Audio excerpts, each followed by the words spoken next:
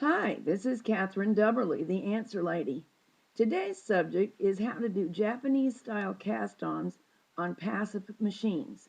They're not in the manual, but it doesn't mean you can't do them. And knowing this will greatly expand the possibilities for enjoying your Passap.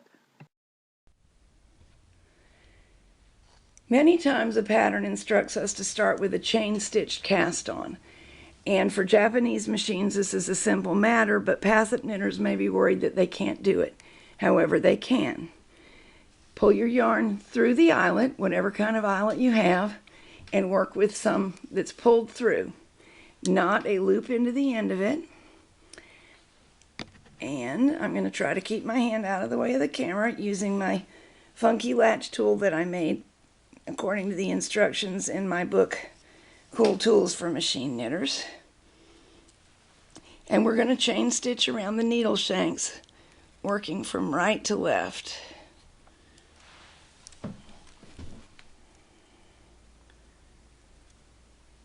Chaining a little bit loosely. We don't need this to be tight.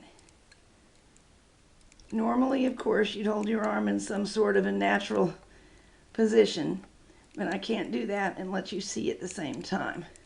It's not actually necessary to do a headstand in order to do this cast on. I'm going to hang the last loop on the last needle. They're all forward. There we go. Now we're going to manually place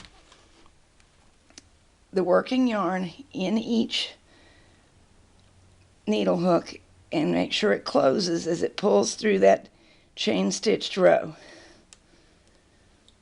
They're doing just fine, and this step is the reason that we didn't want that chain stitch to be overly tight. It would be very hard to do what I'm doing now if I'd gotten it too tight. Once we get to the end, all we have to do is pull the slack out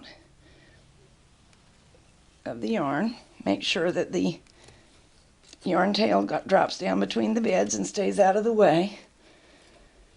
Now the tension will be normal with the slack pulled out both up here and back on the tension device. And we'll simply insert our black strippers, because this will be single bed work, and it'll knit across without any trouble.